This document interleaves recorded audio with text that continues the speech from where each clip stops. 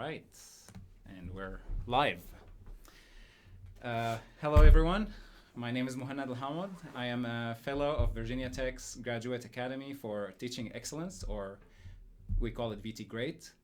And I would like to welcome you to the very first episode of our podcast, the Ranting, Pedagogue, where we discuss some of the academic and pedagogical topics related to our community at Virginia Tech or at large. And to those who are not familiar with VT Great, it is a graduate student-run academy made up of a bunch of us who are passionate about teaching and offer help and resources to all graduate teaching assistants in the form of mentoring and events. And for more information about us, I'm going to leave a link at the bottom of the podcast video, so you can take a look at it for more information and hopefully join us in this awesome academy. And before I introduce you to my guest, I would like to clarify that the opinions that are expressed today on this podcast are solely our individual opinions, and they do not represent VT Grade, they do not represent Virginia Tech or any other organization or institution. So that being said, I am very excited to introduce my guest today, a military jet pilot who goes by the call sign of Beaker. He is studying education as a graduate student at Virginia Tech, which has some different demands compared to his previous education in engineering, and represents a large cultural shift compared with his time in the service. He is an avid hiker, coffee drinker, heavy metal fan, husband and father, who owns 2 dogs that shed way too much. His area of interest includes cognitive and behavioral science and economics as they relate to education and training. Hello, Beaker. Welcome. Hello, Mo. Thanks for having me. Great to be here. Yeah, I am very excited about this. I've been very excited about this podcast, but I'm especially excited about hosting you. We've had some talks before, and we touched on really interesting conversations. So welcome again. I'm looking forward. I've been looking forward to this. So just from introducing you, the 2 highlights that come to mind is like you're a graduate student and you're also a veteran. Mm-hmm. Okay, and I believe this is like a really unique combination. I personally have not met another graduate student and a veteran graduate student. Mm-hmm. So I am wondering if you can you give me some background about you in regards to both being a veteran and a graduate student, just to know you better. Yeah, absolutely. So one thing I should say, and I believe you touched on this a little bit before, I'm still on active duty in the military, so anything I say here is just my own opinion. It doesn't represent the Department of Defense, the United States government, or the military in any way. So now I've got the disclaimer out of the way. Really what drew me to graduate school here at Virginia Tech was a desire to know more about what I've been spending most of my adult life doing. Since I did my earlier education, undergraduate, and my first master's degree in engineering, I brought those mental models to my military training. And I was trained as a jet pilot. I had the fortunate opportunity to work as an instructor and also teach other people how to fly. And I realized that within my community, there were some people that were really good at training. And there were some other people doing interesting science about education or training. But the 2 didn't really talk, didn't really connect to one another. So the people that were interested in training jet pilots didn't know much about the academic or cognitive behavioral science behind why what we did worked or didn't work. And then at the same time, people trying to do research on us as jet pilots didn't understand aviation. Mm-hmm. And so what I was really looking for was I wanted to understand the why behind what I'd been doing. Why was it that certain teaching techniques worked well? Why was it that some people would have a certain aptitude to learn where others would find the same situation more challenging? So that's why I wanted to study educational psychology here at Virginia Tech, and I've been really fortunate. I really feel like, for me, the transition from a training environment to an educational environment was a challenging one because I brought my culture from the military, which we can get into different. I have a lot of questions about. Because it's very different expectations for what you're going to do as a student. What you bring in your preparation, how you carry yourself in a training environment, very different than a university classroom. Right. So when I came in with a full head of steam trying to be a university professor, using those same military values, it didn't go very well for me. But I've been fortunate during my graduate studies to learn more about college teaching, learn more about how to be an effective instructor in the classroom environment. And I really feel like that has benefited my students a lot in my time here. So that's why I wanted to pursue graduate education, because I'm passionate about teaching, I'm passionate about mentoring and helping young people, and I just want to be the best version of myself that I can be. Beautiful, beautiful. Okay, we will get to those subjects that you just touched on. I mean, that's why we're here today. I think there's a lot to explore, how these two backgrounds ameliorate, like, and like feed into each other. Mm-hmm. So I have a lot of questions in that regard. But I'm gonna take a moment before that, and I want to ask you a question. So, sure. in introducing you, I came to know that you're a husband, a father. You have kids. How many kids? 3 kids. God bless them. Thank you. 2 dogs. Yes. So big family. Yes. Okay, and you're also a veteran, and you're also a graduate student. Yes. So I'm gonna say something a little bit about myself. Okay. I'm a 4th year PhD student, and for the most part I was single. Okay, and I was really struggling with like graduate school and publishing and all of that. And I've been married for about 5 months now. Oh, congratulations. Okay? Thank you. Yeah, I've been married, happily married. But I have to say, I mean, I need to be careful what I say now, because probably my wife is going to be watching this at some point. But I must say, like, I love my wife to pieces, but, you know, marriage takes work. It's like two people trying to coexist and figure things out together, right? So my question to you is, like, you with having this big family and being a graduate student and also a veteran, what is your secret sauce? How do you make all of this work? Like, where do you find the time? How do you do it? Yeah, that's a fantastic question, Mo. I don't have any secret sauce. I think my secret sauce is that I've messed up a bunch of times and I've learned the hard way, and then I've just tried different things. So I'm on my 2nd marriage, and very happily married, love my wife, but I also bring a lot of lessons learned from that first marriage, from mistakes that I made. I'm not a perfect person. I see myself as a person in progress. And so one of the things that I try and do every single day is when I do spend time with my wife, to be fully present with her to the best of my abilities. Now, I'm not 100% at that. It's hard for me sometimes to leave my work and my studies where they are. Especially if I'm reading an interesting book or I had an interesting conversation with one of my mentors, my brain wants to chew on that, and it really wants to dig into whatever that problem it is that I'm trying to solve. So whatever I can do to make that time that we are spending together, because it is limited. You know, we're busy taking care of the kids. She's busy with her own graduate studies. We've got a house to take care of. There's a lot going on, but really prioritizing that quality time has made a difference. So the one thing we kind of hold as sacred is dinner time. So our older 2 boys go back and forth to their mom's house, and like the big report that they have to bring back to their mom's house is like, dinner at dad's is a big deal.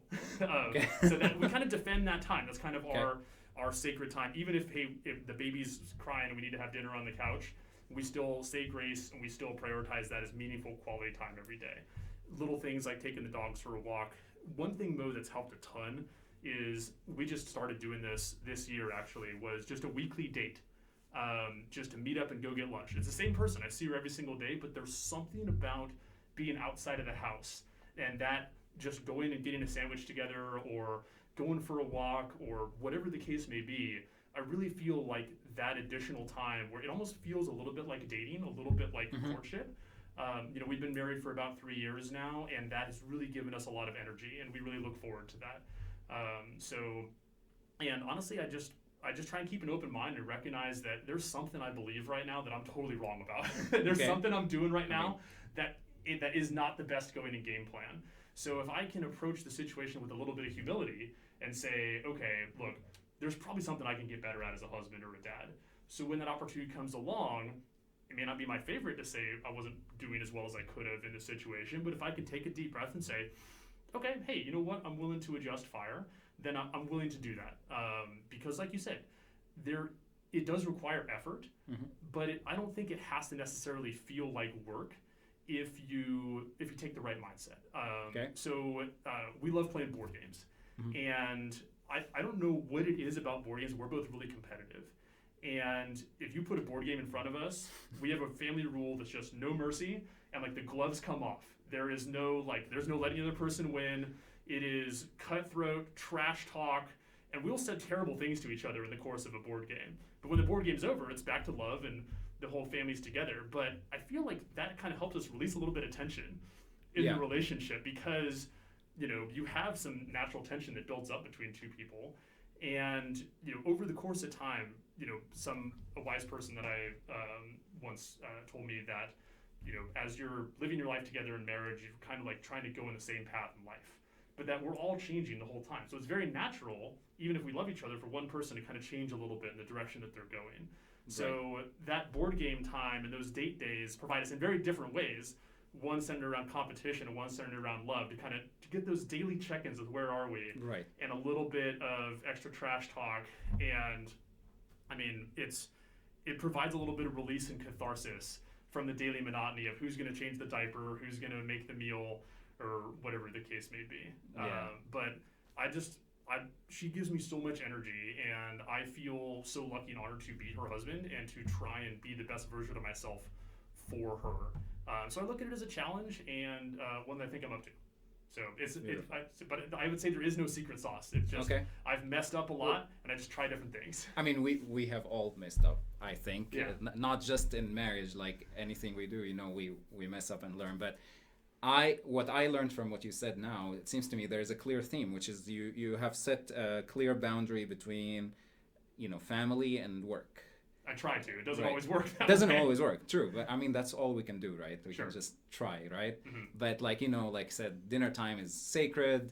There is a time when you go out just to grab lunch, board games, and yeah, it's not going to work 100%, but it's the intention is there, is like, okay, when I'm with my family, I'm with my family, even though, PhD can suck your whole 24 hours if you give it 24 hours a day, right? Sure. But it seems you're intentional about setting this boundary with family time, work time. Cool. Thank you for sharing that. No worries. All right. Let's get back to what we were talking about. So I want to get back to how this interaction happens between your military background and being a graduate student. So can you give me how being a veteran gave you a unique perspective into being a graduate student? Like when you look yourself as a graduate student, mm-hmm. do you feel like there is a certain thing that because you're a veteran, you approach it from a different perspective, or it gave you some advantages over, let's say, the average grad student? How did this military background influence your graduate student experience?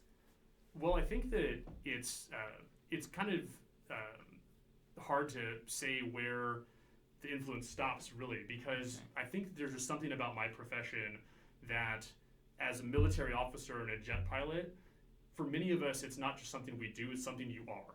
It's like who you are. It's a big part of your identity is wrapped up in that.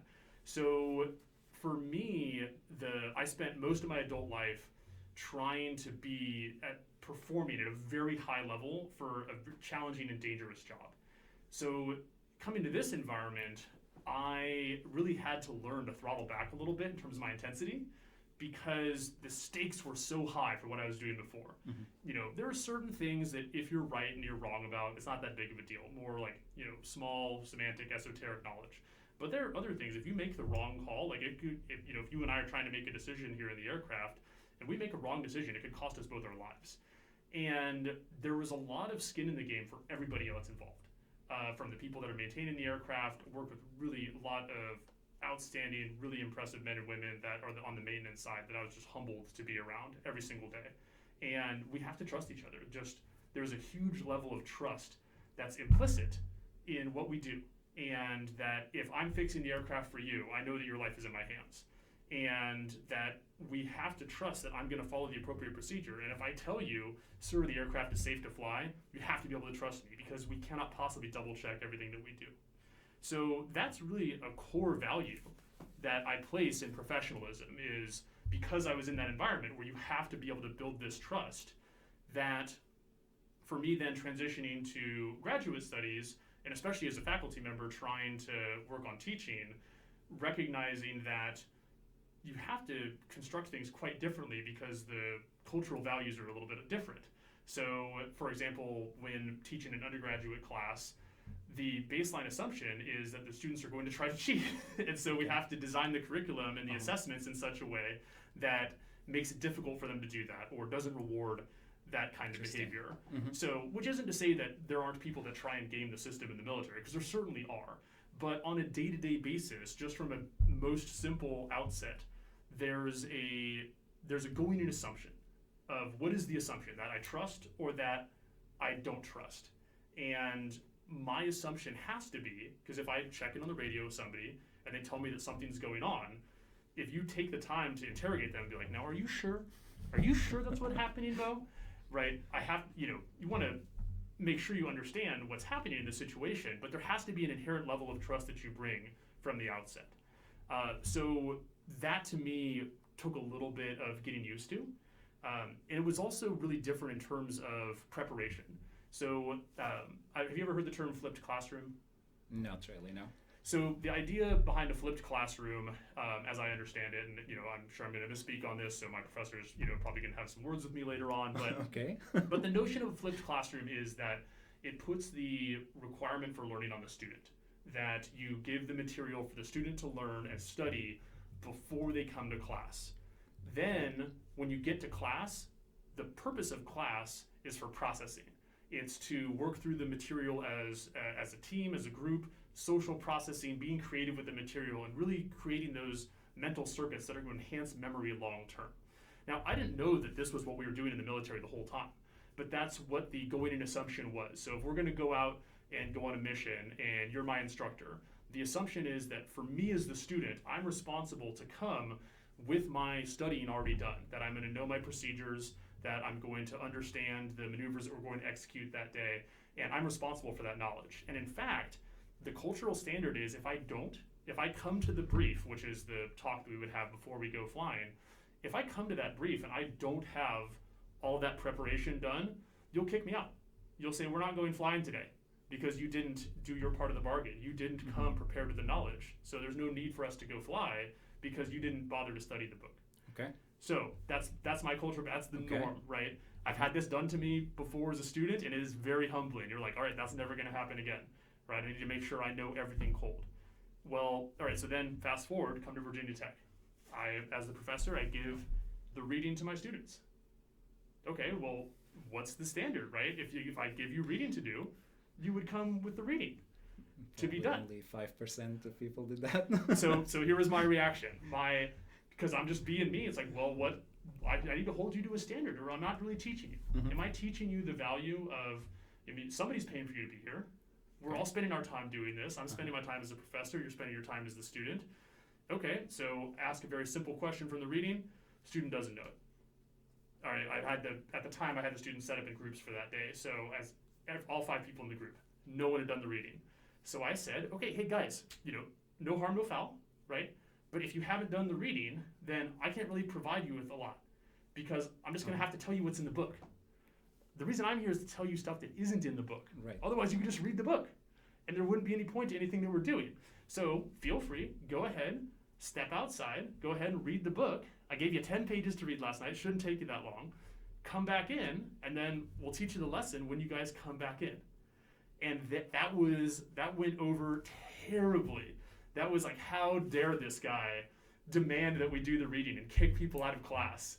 Did they go to the department head and complain about you? No, I just got lit up on my spot surveys. Okay. And I knew who it was. I see. Okay. So then, one of my professors has tons of awesome techniques for teaching. Dr. Peter Doolittle, I think he's forgotten more about teaching than I've ever known. And so he has an awesome technique that he uses called a priming in class, where he just gives straightforward questions at the beginning of class that if you did the reading, they're really easy. If you didn't do the reading, they're pretty much impossible. Okay. So then it creates an incentive to do the reading. Right. He would also do this thing that I thought was awesome called a 25-word summary. So he would give us something to read that's maybe 15, 20 pages worth of reading. And it was our job to write a summary of all 20 pages, but only in 25 words. It's enough space where you have to be thoughtful and concise with what you're saying, but you can't just game it with 3 words. You have to be able to get to the meat. So it forces you to process. It forces you to process what you've read. It doesn't take you a long time to write a paper, but I have to process it enough to say, okay, what really matters from what I just read? And then he makes those worth a lot of your grade, like a third of your grade. So I just plagiarized both of those techniques, and my reading rates went up. Like from one semester to the next, it was night and day different. The students were much more engaged with the material. They learned more, and I've been training people for, in some form of education for a decade, but I had no idea that there were those simple techniques like Dr. Doolittle had. I just never been exposed to those in the military.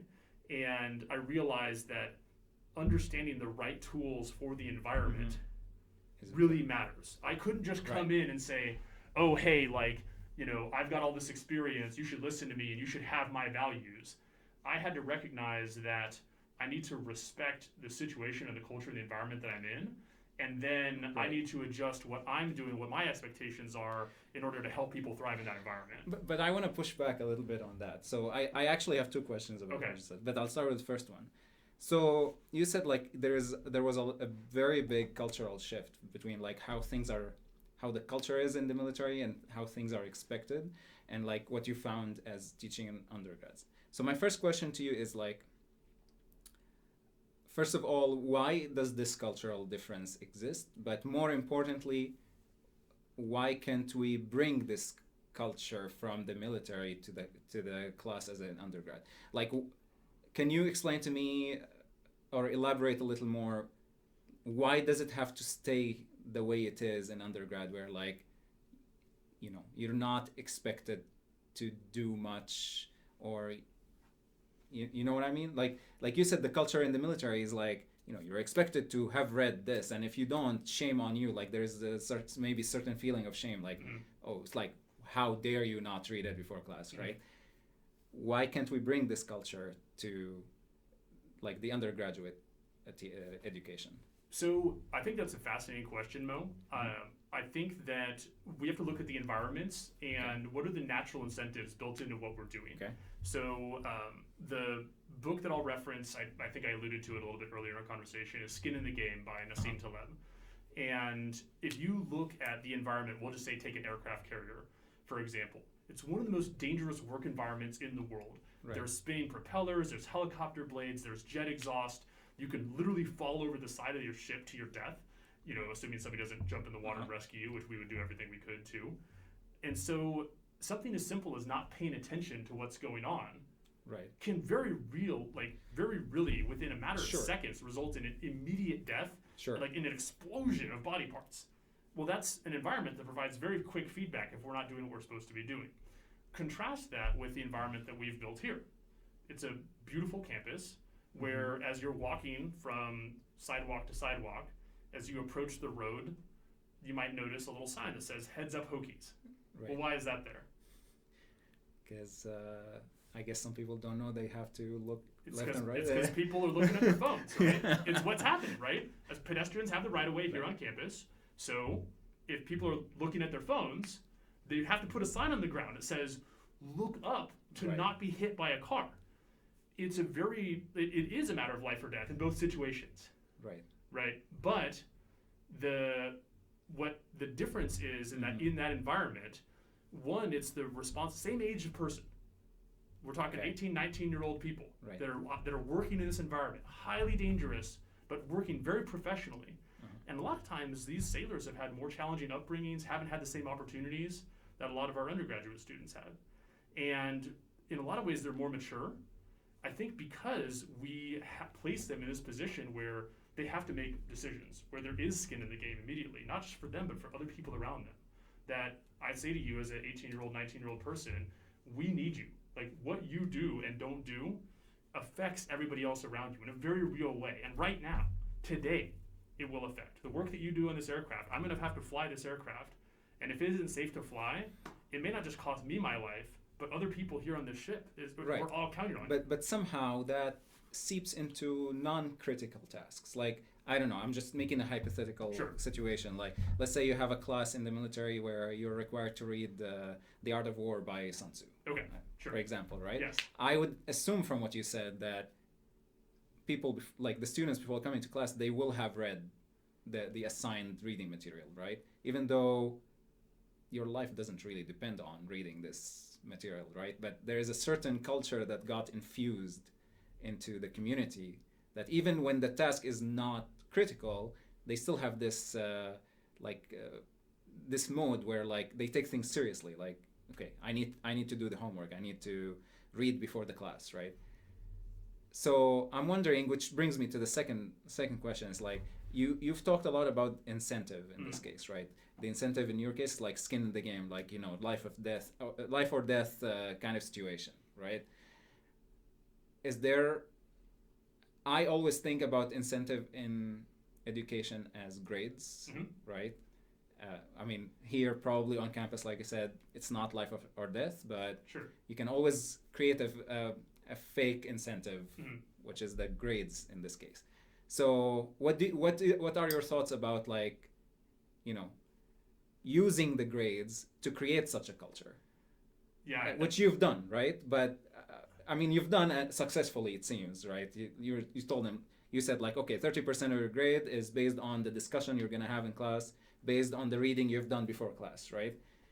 So my question is, why is this not adopted more widely? What is holding education back? Like, why is education becoming, I'm gonna say, more lenient? It's like, you know, if you do it, good. If you don't do it, not a big deal, kind of thing. Yeah, so a lot to unpack there, Mo. Okay. So I think the first thing I'd like to touch on is you've asked a very interesting question about transferring best practices from one area to another. So I'll, you know, even just let's say on campus, right, that we have within the School of Education, the professors that I've had a chance to interact with during my time here at Virginia Tech, really smart people that have done some really cool research on the most effective way to educate and teach and have classroom environments. And we've had within our graduate school classes guest speakers that have different teaching styles and different techniques. And I've loved it that there's so many awesome tools. But then when you look towards other places on campus, when it comes to undergraduate instruction, these tools are usually not applied, or people may not even be aware that they're around. So this goes back to a larger question of, what is the incentive for people to change their behavior and adopt best practices? So I think one thing you could look at is for Virginia Tech, we're an R1 research institution. So what is the incentive for a tenure track professor? Is the incentive to do research and bring in money to the school, or is it to improve the quality of their undergraduate teaching? And if you do improve that quality, how does one measure that? And what is the best use? If you had an extra, hey, I'm a professor and my incentive is publish or perish, and I have an extra hour today that I could work on, you know, maybe try and learn some more techniques about how to reach my undergrads more effectively, or I could spend it on literally anything else. What is the incentive to work towards that? I think that what ends up happening is that we have a very large sample size. And so there are some people that are going to have that extra motivation and that extra drive and that passion to really be teaching at their best. And so you're going to have some people that really do go above and beyond and find those best practices. But if it isn't designed into the institution, if it isn't baked in on how to adopt best practices, then it's always going to be up to that individual motivation. It's not going to be taken on board as often. So I'll contrast that with how we do it in the military. Okay, go ahead. So in the military, there are certain, now this depends, right? I'm just going to speak to flying jets because that's my background, that's what I'm familiar with. So most services will have a weapons school, and that'll be specific to Air Force, Navy, or Marine Corps. And this is a group of people that will go out, usually in the desert, in the middle of nowhere, and they'll run a lot of simulations, they'll train, and they'll try and develop, hey, what is the best thing for us to do in a given situation? If we are in situation A, what is there may not be a right or a wrong answer, but most of the time, the best game plan would be to do this, blank. Then that group develops those best practices, right? We'll just refer to them as recommendations. So we'd recommend that, if it's time for you to go out to lunch, we recommend you get a sandwich. That's the recommendation here. You can go get whatever you want, but we recommend a sandwich. That's the best thing for lunch. Well, how do you then change other people's behavior between what they're actually getting? That's when it's the job, specifically, there is a person who is empowered at each other command out in the fleet to then take those best practices and train everybody else how to do that. And the culture is centered in such a way that that person's input is valued, they're listened to, and they're given additional honor. That they would be the person to say, hey, I'm the one to stand up and say, look guys, this is what the best practice is. It may not be our favorite, but this is what we're gonna train to now. This is what I know you guys love getting pizza for lunch, but we're gonna go get sandwiches now. Because this is what the people down at the schoolhouse, at the weapons school, has decided this is the best new game plan for us to do. Now this didn't happen overnight. It took a lot of lessons learned, and hasn't really been part of our military culture for more than about 50 years or so. But that is one model that can be used to have people whose whole job is to develop best practices. We have it right here. It's people doing research and education. But then how do those best practices then become cultural values of people whose job it is to apply them?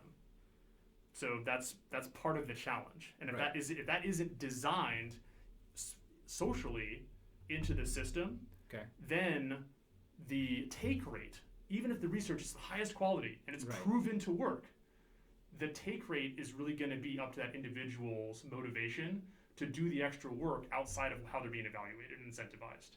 So there will be some people that do it, and some people that really go above and beyond, but it's going to be less effective across the board. So I think that's where it comes back to a leadership question, saying what is our priority as an institution? If the institutional leaders say, hey, our number one focus here is on the quality of our undergraduate teaching, and I genuinely care about what the students learn, and these are the ways we're going to incentivize it, these are the ways we're going to motivate it, and these are the ways that we're going to evaluate it, and we keep beating that drum repeatedly, this is our number one priority, I'm pretty sure the quality would improve, because it would then become a cultural value over time. But if it isn't, and you can advertise it all day, but really at the end, I would have to say, what is the emphasis from a leadership standpoint? There's no right or wrong answer. Research is really important. I don't want to cast any shade on people that spend their time doing research. It's absolutely vital and necessary for our society. I think it's simply a question of what are you prioritizing. Okay. That's really a great answer, and I completely agree with you when it comes to an R1 institute, right? Because again, like you said, professors at any, always will pick to focus on their research more than teaching, from my observation and your observation, obviously. But I want to push back a little bit more on this. So I have never worked at a liberal arts school. I don't know if you have. I've not. Okay, so presumably there, the incentive is higher for good teaching because they don't really focus on research, right? So I would expect such methods, like you said, that you use in your class to be more common in those universities. But I am gonna make an assumption. You can push back against me if you don't think I'm right. Sure. I'm gonna make the assumption it's not, and I think there is a deeper problem. I'm gonna call it a problem. I don't know if you agree it's a problem. Okay. I think there is a deeper problem that is behind this. I mean, research is one, like we said, but there is a deeper problem in a sense that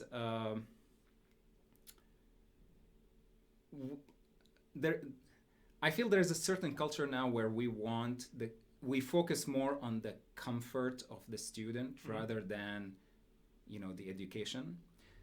And I'm drawing a lot of parallels from my experience as well, because I have never been in the military, but the closest thing I can relate to is having done martial arts for about 10 years of my life now. Okay. Like I've done jiu-jitsu, karate, aikido, and there are certain practices in martial arts that I don't think you would ever find in a modern education institution these days. So I'll give you a few examples. Sure. When I did aikido, whenever someone had a birthday, they have to take, I forget, sorry, my English is not the best, so I think they call them like wrist locks, or I don't know. It's something really uncomfortable. Yeah. Right? That's something you have to practice as part of Aikido. Okay. And let's say you're 25 years old, you have to get 25 of those. Okay. And that's how you celebrate your birthday in the dojo. Okay. Yeah.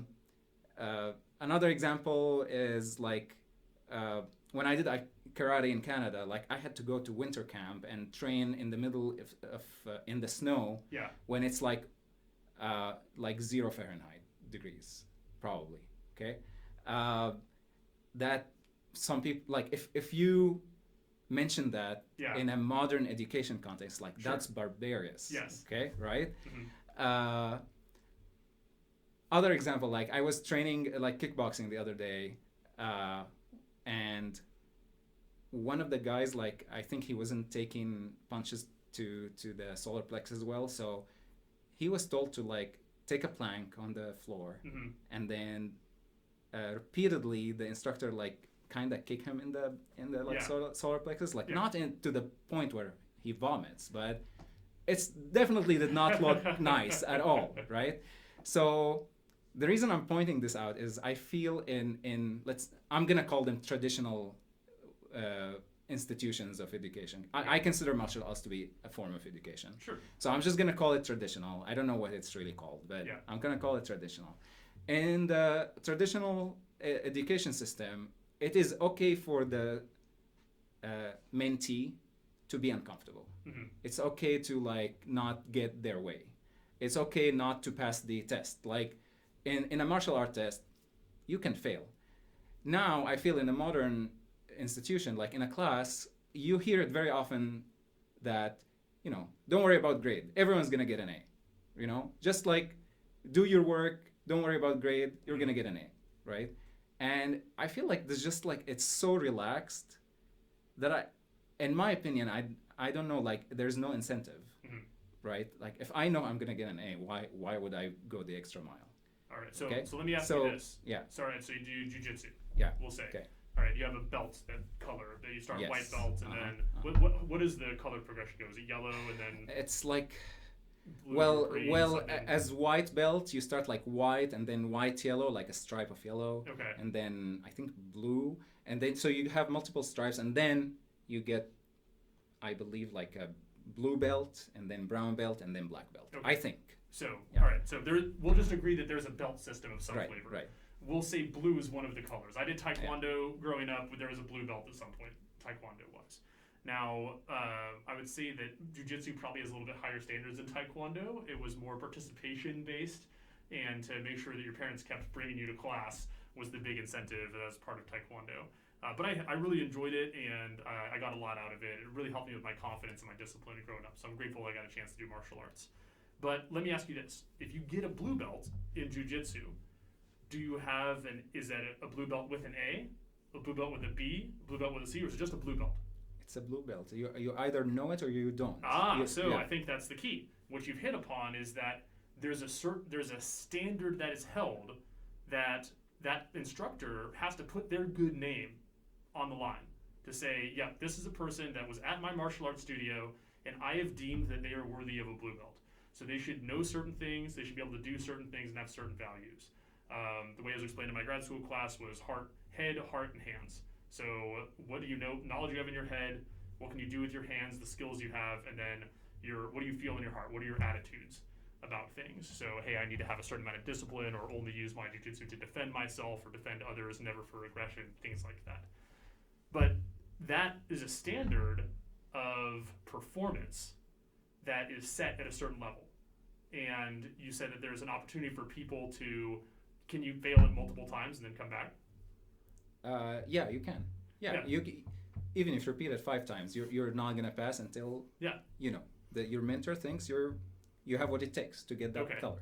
All right. So now it sounds like that sounds a little bit more similar to me to what you'd have maybe in a PhD program, where your professor would be talking if you're ready to defend your thesis or not. Mm-hmm.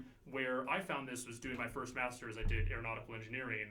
I thought that I knew how to write a paper, and I wrote my thesis, 120 pages, all sorts of graphs, diagrams, math, I gave it to my advisor, and she just tore it apart, just covered in red ink, and like change all of this. And I was like, oh man, it was super humbling. I have no clue what I'm doing.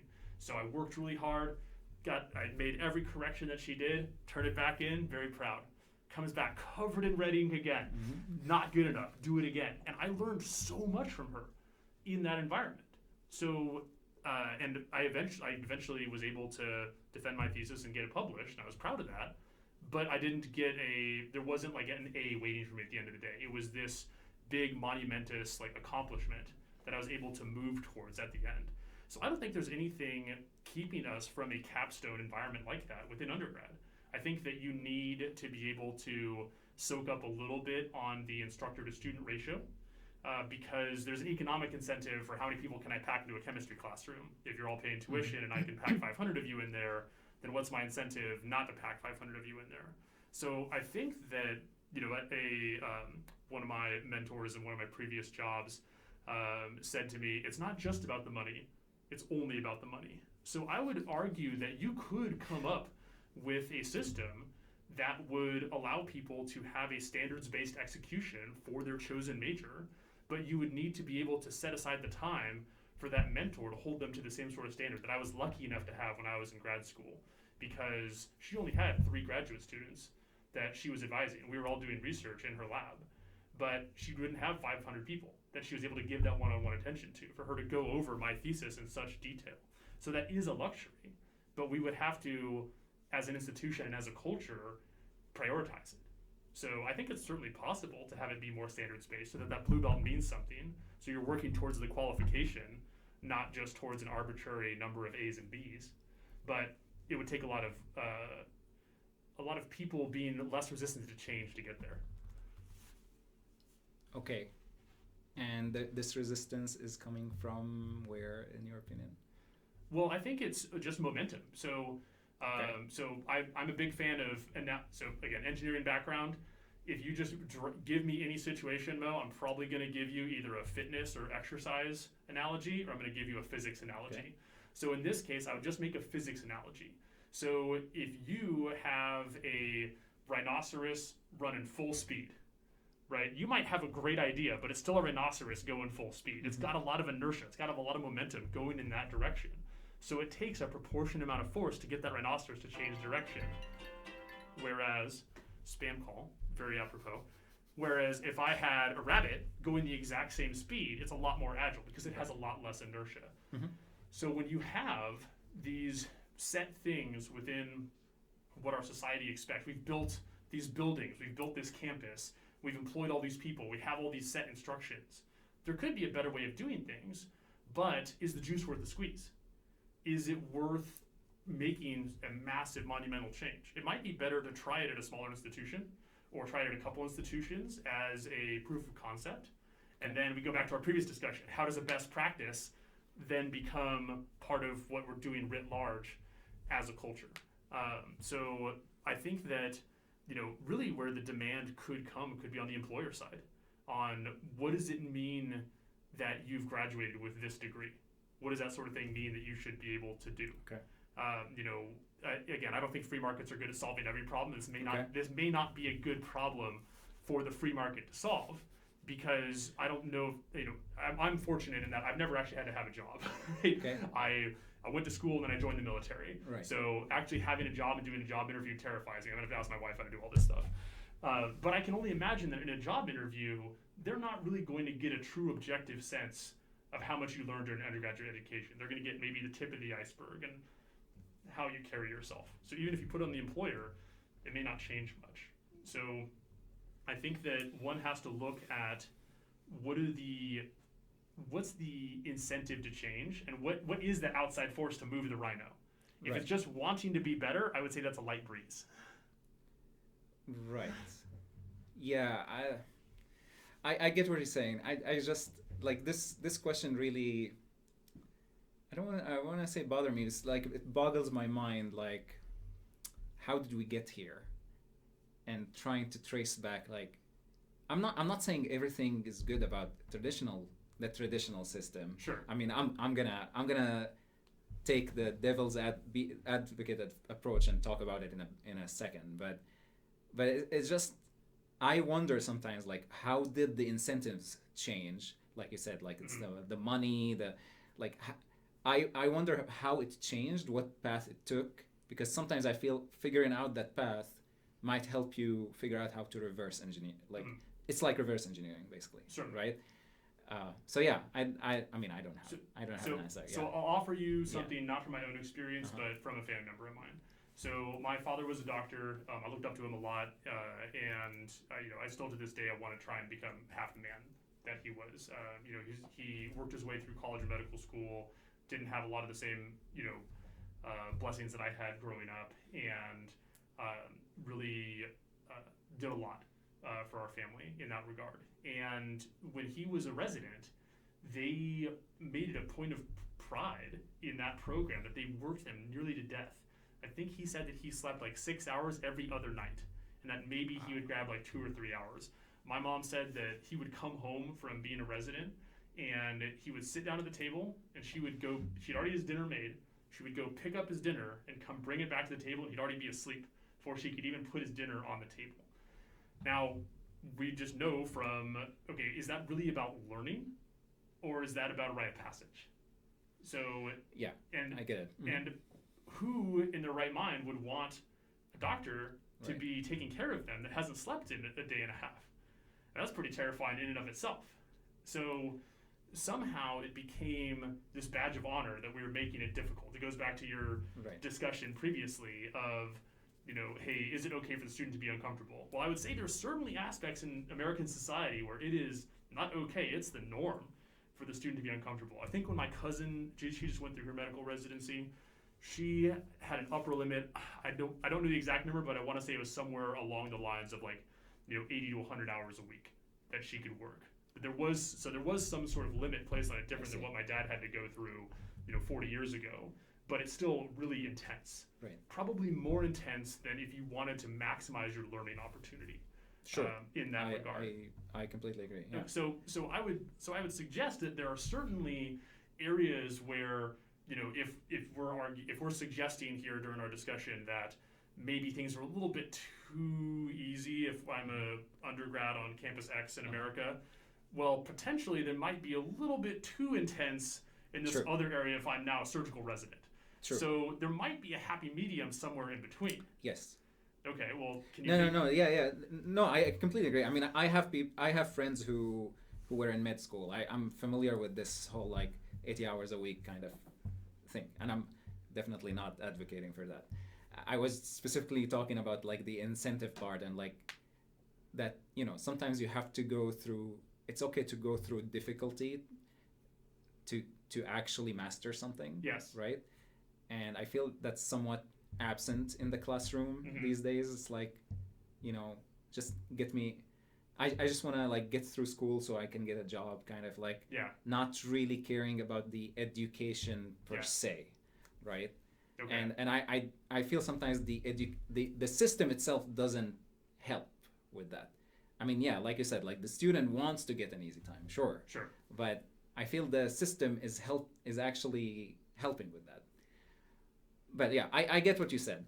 But not to take too much into this specific conversation. I want to actually take the other side and do the devil's advocate. So I completely get what you said about like, your mentor has a reputation and you only pass when you really, really like know your stuff. Yeah, it's the same in my community. If I say Mo's a good pilot and he's a qual, and I say he earns this qualification, then it's my squadron and my reputation as an instructor is 100% riding on your performance because I was the one that signed off and said, yup, he is able and competent and you can follow Mo and he knows what to do. Exactly. So yeah, it's real. Like it's real. Yeah, I can see that being real in military. Like you said, it's a life or death matter. So you really need to know, like, okay, this person knows their stuff, right? And they're not gonna fail me, kind of, right? Same in martial arts. I think the culture is like, they ask you who is your sensei, right? And so it's really a matter of reputation. Sure. So now I want to take that to grad school and being like, let's say, a PhD student. Okay. So like you said, your advisor, like every time you presented something, She like it was all over in red ink, right? We've all been there, this is not about your advisor specifically, but I feel in grad school, well, in military and in martial arts, there's a certain body of knowledge that you need to know, right? And of course, every mentor has slightly different method, or different martial arts schools have slightly different techniques, Sure. right? But they don't vary that much. The expectation does not vary that much. I would assume in the military, that's the case in martial arts from my experience, right? In grad school, your experience in grad school can vary extremely based on who your advisor is. Yes. Right? Some advisor might be like, flying you with green colors, like, okay, yeah, this looks good. If you're tired, take time off. That's one experience. The other experience, like, no, you have to come work on the weekend. You have to stay over, up, like for nights. You have to work on 5 papers at the same time. Wow. Like, I mean, we've all heard the stories about like the terrible mental health that some graduate students go through, sometimes even suicide. I'm not trying to imply that every grad student has these suicidal thoughts. I'm not trying to exaggerate it, but definitely there's a mental health issue in graduate school, and like one I think one proof for that is that like there's always like there's not enough what do you call them therapists. Yes. For in grad school, like grad school tries to offer like therapy for grad student, and there's never enough therapists for the demand, right? So obviously from my perspective, there's a problem. Okay. So that's one thing. From a modern perspective, you can look at this, let's call it traditional approach. It's like there's just too much at the stake, too much in the hands of the advisor. And I'm not sure that is reasonable, because like I said, in the military and in martial arts, there's a certain technique that has been passed from generation to generation, kind of like with slight modifications. So it's more objective.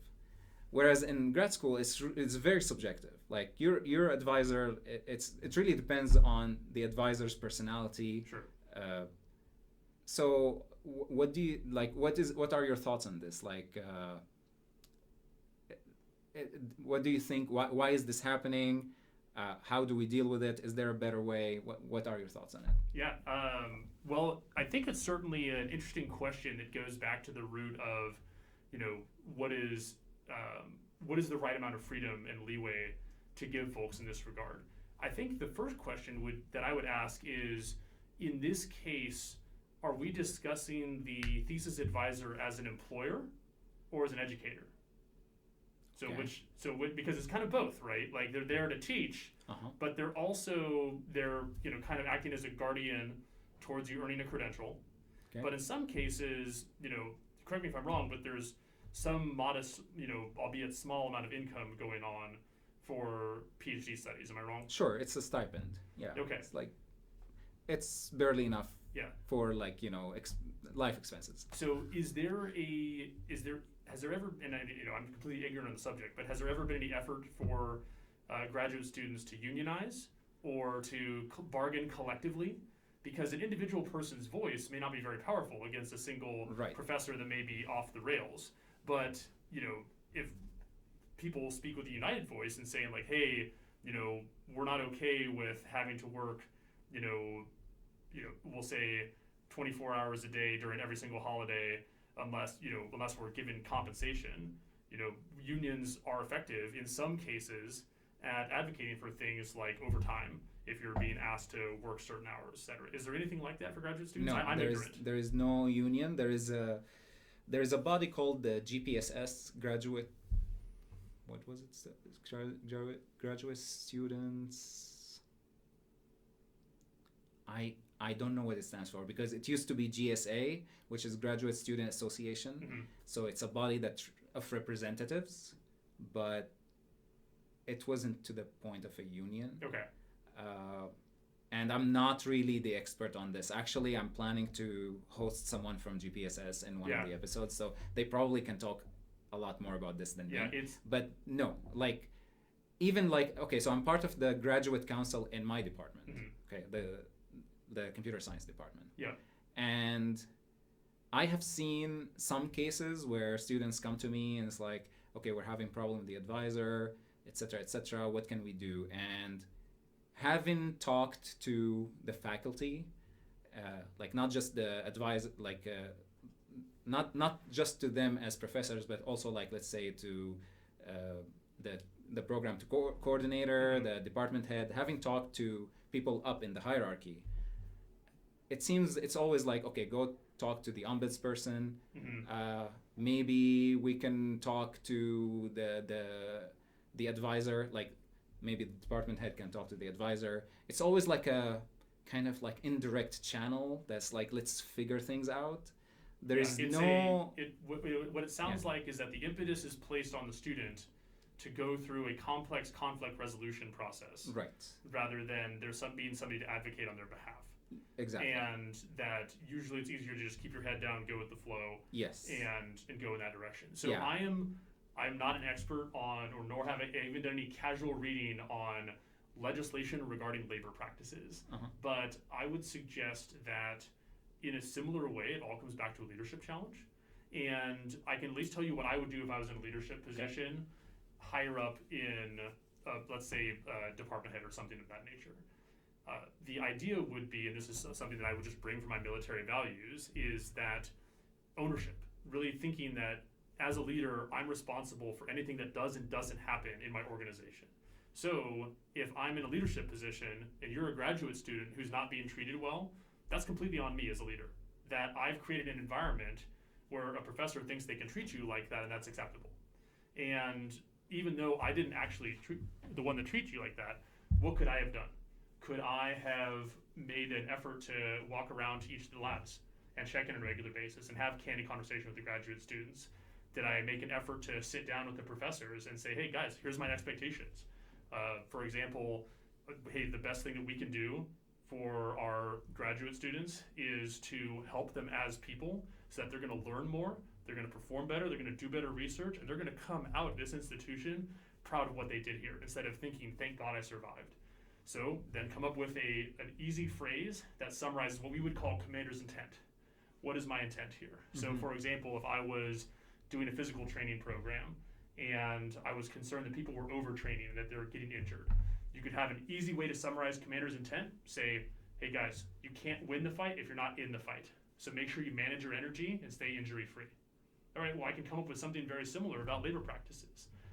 So you could come up with a straightforward phrase that pays, that says every single Hokie grad student should be excited to get after it, right? And if they're not energized, if they're not engaged, and they're burned out, it's on us to create an environment where they are motivated to be here and be part of what we're doing. If our research isn't interesting, if we're not creating an environment where they feel valued as people, then that's on us. Right. So it's certainly plausible that I as a leader could say those things, even if I don't understand the intricacies of individual labor practices. But I think that it also has to go back to, is that even a reasonable thing for me to ask somebody to do? I know that in my environment in the military, we usually have a structure where there's only a certain number of people underneath a given leader, so that as you go down, there's an expectation that you know some of your people, but it's unreasonable to expect if you're in charge of 1,000 people that you have intimate, knowledge and relationships with every single one of them. Right. So that's the first thing I would look at is, what's the structure? Show me the organization chart. Show me the development, and I could probably tell you how people are going to behave based upon the way that you've, what are the incentives on the people in it, and what's the organization chart? Who's everybody reporting to, and how do they communicate? Right. And then you can probably back out most of the behavior based on the design from that structure. That's what I would suggest looking at first. But in terms of any specific fixes besides a notion of ownership from the leaders, I don't know enough about the subject to speak intelligently. Right. So in the military, let's say, sorry, what did you call it? Commander intent? Commander's intent. Commander's intent. Yeah, like whoever the person that's in charge, what is her intent for us to do? The idea is that you and I need to know what does our commander want? What does she want? If we don't know what she wants, then you and I can't make decisions on our own. So in order for us to be able to make a decision without her right there, we need to understand her intent as the commander. Okay. Now we know the mission, we know our commander's intent. Now even if she isn't right there, we can make decisions on our own to get the job done. That's the idea. Right. I really like this concept. I've never heard of it before. I really like it.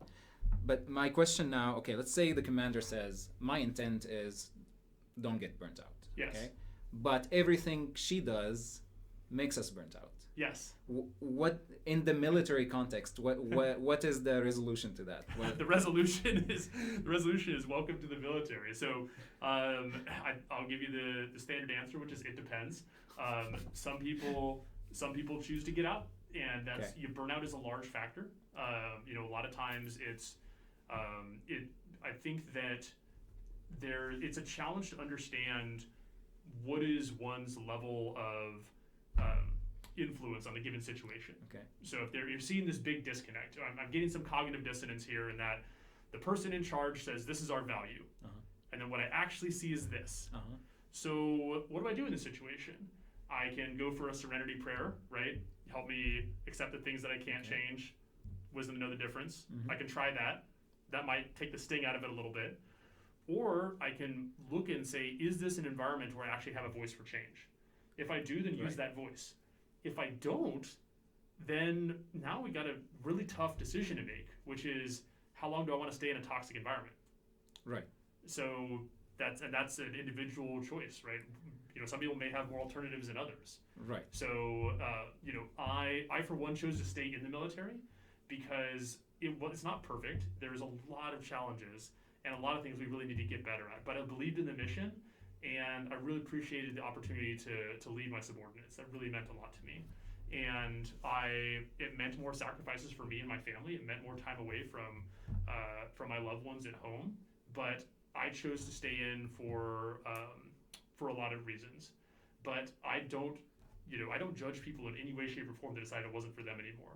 That people said, hey, they served their time and said, hey, this is not an environment for me. I'm out. I don't no judgment or questions from me there. So at the end of the day, leaders just have to recognize that people may vote with their feet, and that's just part of how it works. So Gotcha. So I would think, so what I would suggest then for the leader would to say, okay, how would I know if people were voting with their feet that I should change what I'm doing? And I think this is a key issue, is that I don't care what the organization is, do you have a set of criteria that would cause me to change my behavior? Because we might get emotionally attached to the idea. Annie Duke writes about this in her book Quit, about setting kill criteria preemptively. So the idea being, if you and I start a business together, that we might get really emotionally attached to this business, even if there's no long-term prospect of success for it. So if we, at each moment, decide if we're going to shut down the business or not, we may have a really hard time quitting, even when it's a good idea to quit, because we're identifying with the business and it's got momentum and all these things. But if in advance, we agree, okay, hey, if we're not hitting this many new customers by the next quarter, or if we're not returning this much of a profit by next year, we'll shut down the business, we'll turn the money to the investors. She defines those as kill criteria. So what I would suggest is, why not do the same thing for HR? Why not do the same thing from a leadership standpoint that said, okay, I've got this current status quo. There's a ton of reasons that people are going to have status quo bias, and just is what it is. There's going to be a bias towards the status quo. But how would I know if that wasn't serving my organization anymore? And let's set that criteria in advance. How would I, if I'm seeing on equal opportunity surveys, I'm seeing response rates of this level or above in an area that I don't want to see, I know I need to come off this game plan. If I'm seeing my retention rates low, if I'm seeing, as you alluded to, mental health challenges that exceed an acceptable rate. I'm not saying that there's an acceptable level of mental health challenges, but that one could essentially create human resources type kill criteria that says, hey, something's got to change.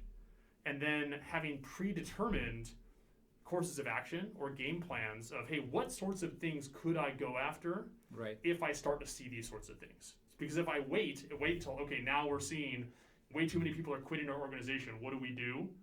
then I'm already too late. And this is one of the areas the military can get better in as well, is that most of the time if people are leaving, it tends to be more based on the economy. Mm-hmm. And so what's the natural reaction is, here's more money, please stay. Right. But it doesn't change anybody that's already left. So when we do have human resources challenges, the answer is usually like, well, what do we need to do with pay more people bonuses to stay in, instead of potentially trying to address the fundamental issue that may or may not be causing people to leave. So it's a challenging thing for any organization to understand.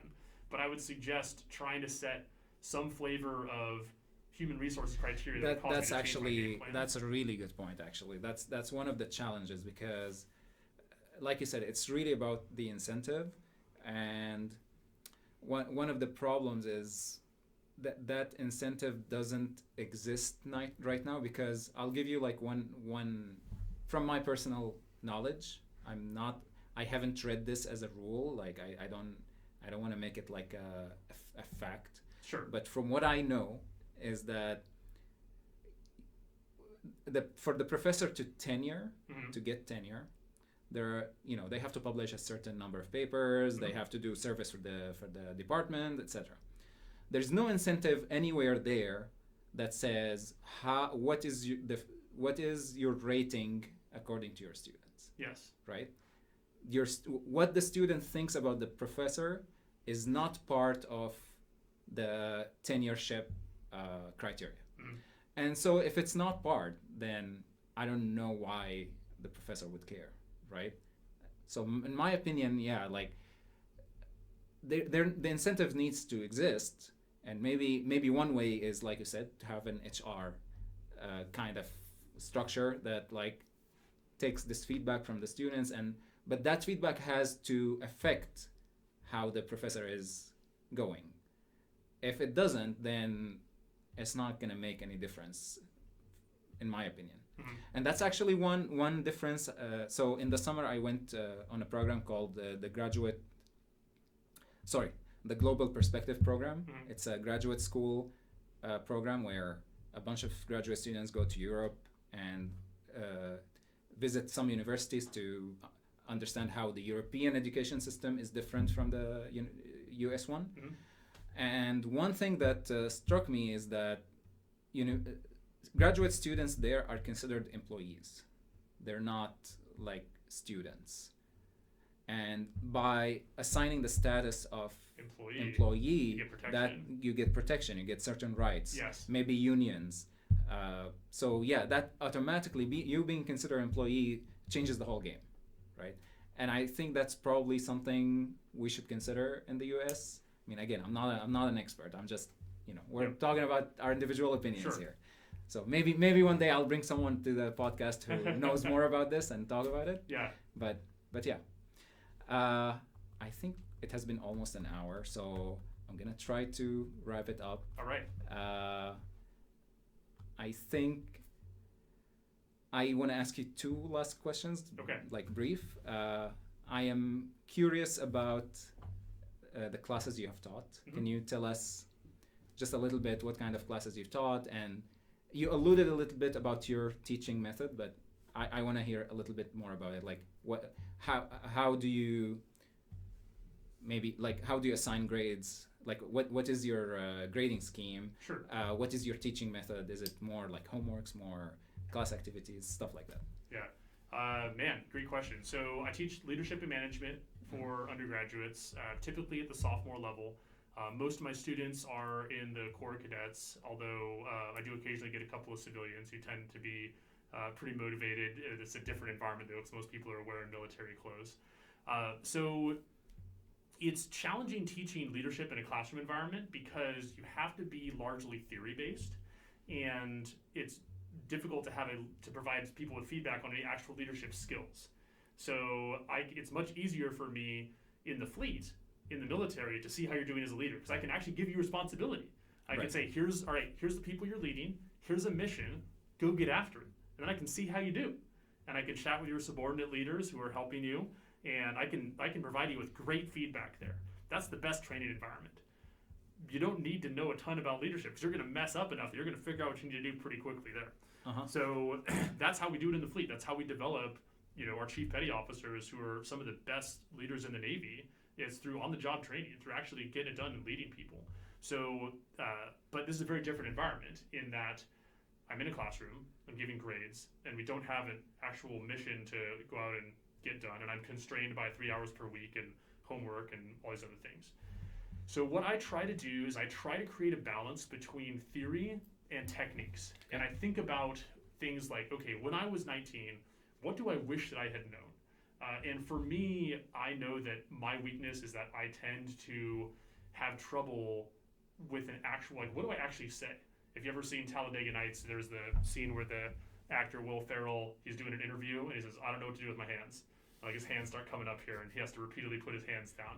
That's how sometimes we can get when you see people that have learned a lot about theory but haven't actually put things into practice. They can get a little bit of deer in the headlights. So what I try and do is backwards planning. So when you're done with my class, what do I want you to be able to do? What are the ideas I want you to be able to have? And I know that I can't teach you everything there is to know about leadership in a semester. So really what I want people to value is a lifelong approach towards, hey, seeing yourself as a person in progress. And this is something I'm never going to be done with. I'm never going to get a last workout. I'm like, hey, I'm done working out now. I never did exercise again. Like, you could have that attitude, but if you want to be fit, you're probably going to need to do some sort of physical activity for most of your life until you pass away. So looking at leadership the same way, that I'm never going to just be like, okay, cool, I'm done. I know everything there is to know about leadership. We're always trying to improve, trying to learn more, try and get other ideas out there. Because the more mental models I can bring to bear, the more experience that I have, the better I'm going to be able to take care of my people and to help them. Okay, so that's the eventual, and then I'd also like the students to have some techniques to be able to, what are some key areas I can focus on? So I use some of the techniques that I used from my military experience, which is where, okay, do I just do the thing that I'm good at? Or do I try and help that person with the things that maybe they can improve on the most? So one of the things that I try and work with people on technique-wise is active listening. So we'll do practice evolutions in class. I don't have it in the military from I'm going to teach you how to fly a jet. I don't just put you in the jet, I put you in a simulator first. It's pretty much a fancy video game that's designed to look like the aircraft. So I try, to a lesser extent, build a small simulator in the classroom. So we'll do some reading, we'll have some discussions in class, we'll do some social processing, and we'll make sure we understand the basic concept of what we're trying to apply. So for example, we go over something like Maslow's hierarchy of needs, the concept that, hey, people need to satisfy their physiological needs, their safety needs, their feeling of belonging before you're going to talk about, hey guys, we're doing this big mission. Well, people haven't slept or eaten, they're probably not going to listen to what you have to say. Well, we can talk about that concept till we're blue in the face, but how do I actually apply it? So then we can put the student in a situation where they've got somebody playing the other role. So I'd give the students an envelope and say, okay, this is who you are in a situation. Another group of students gets hey, this is your background and your story. And your job as the leader is you're here to have a conversation with me. And we think this conversation is about how I'm doing, as it's a performance evaluation. And I just take scenarios that I've experienced in the fleet, such as having to read somebody an evaluation that isn't fair. Wasn't my decision. I thought the sailor did really well, and guess what? Higher up say, he doesn't get a very good evaluation. But this is a big deal. It means money, it means promotions, it means career opportunities, it can mean a lot to the person. So it can be a very challenging conversation to have. You can read a book all day long, but how do you actually have a conversation with this person? So I encourage the students to get a little bit emotional with it, and I give them enough of a backstory that for you as a leader, people come in and say, okay, well, hey, you didn't get a very good evaluation, but go get them next time.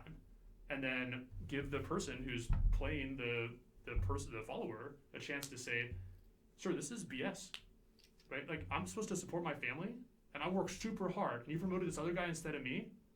What gives? Why? How am I supposed to be able to support my family?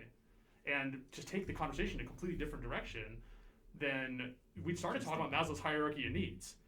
And then we bring in other things that we talked about from other concepts, such as, hey, if somebody feels like their status is threatened, then that can really trigger true fight or flight type emotion. So it's David Rock's scarf theory. So we combine those two into this one exercise, and then we do something that I learned in the military, which is a debrief. So we have the conversation, and then everybody takes some notes, and then we all talk afterwards. Okay, how do we think that conversation went?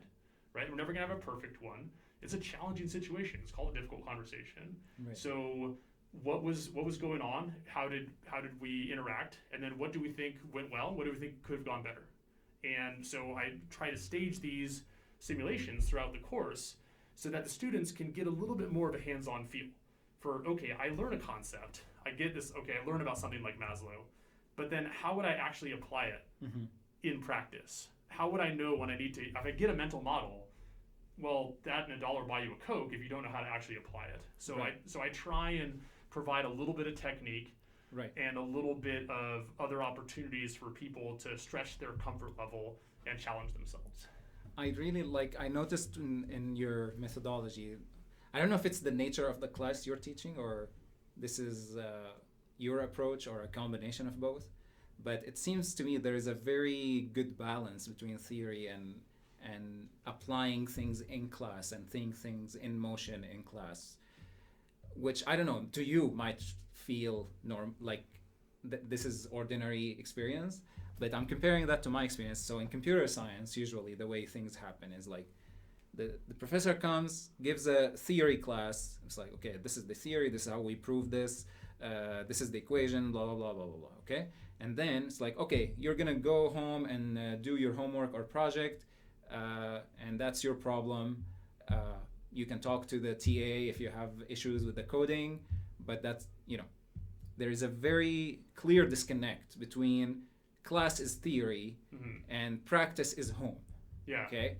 And that has always bugged me. I mean, I have fallen into this, even though I tried to balance a little bit more in the class I taught, but still, there was a lot more emphasis on working, the work happens at home. Yeah.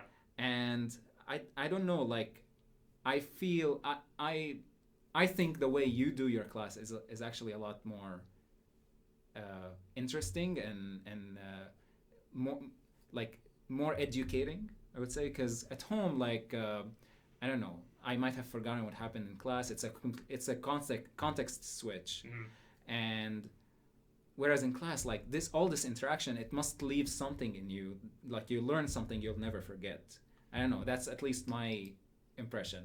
I don't know. What are your thoughts on this detail? I can't take credit for any of it. I give the credit to Dr. Doolittle and my professors that I've learned so much from here at Tech, because I knew what I was doing when I was in the military. At least I thought I did. I'm sure I could have gotten a lot better at that too. But I was used to teaching in that environment. For me, this has been a huge leap. And it was seeing the sort of things that he would do, giving us opportunities to do social processing. For, in my college teaching class, we actually had one of our lessons was give a class. And we got feedback from our classmates on it. We had to actually teach in class and seeing how everybody else taught. I was so impressed with my classmates for how intelligent they were and the breadth and range of experiences, so many different backgrounds for myself, that I just tried to pick all the best pieces that I could from all these other great teachers that I were around, recognizing man, I gotta humble myself, because the only thing I know is that I'm ignorant, and these people are way better teachers than I am, so I gotta go to school on this and learn how to get better. So, like I said, no, I don't have the secret sauce. I'm just, after we get done here, I'm gonna go to my next class and try and get a little bit better so I can do it better next time. Beautiful. I really like this experience you in class, and learning so much from the class itself, not just reading the book at home or doing the homework at home. So beautiful. Thank you for sharing that. Okay, last question. I'm gonna let you go to your class. Go to class. Yeah. But this question is really about your background. So you're a veteran, and like I said in the beginning, you're the first graduate school veteran that I have met since I came here in 2019. So I want to bring your voice out and through this podcast. Can you tell us more about your veteran community in the graduate school? How big is it? I don't know. Since I've never met anyone else before you, I'm imagining it's small. But do you feel? Is there a sense of community? Do you feel your needs as veterans are met through graduate school? If there's anything you want to say, or a message you wanna send, what is it? I appreciate that. So what I have found in the local community is that when I've tried to reach out to other veterans, it's been challenging. I went to, I looked for VFW or American Legion out in town, and I think there was one in Christiansburg and it was closed up.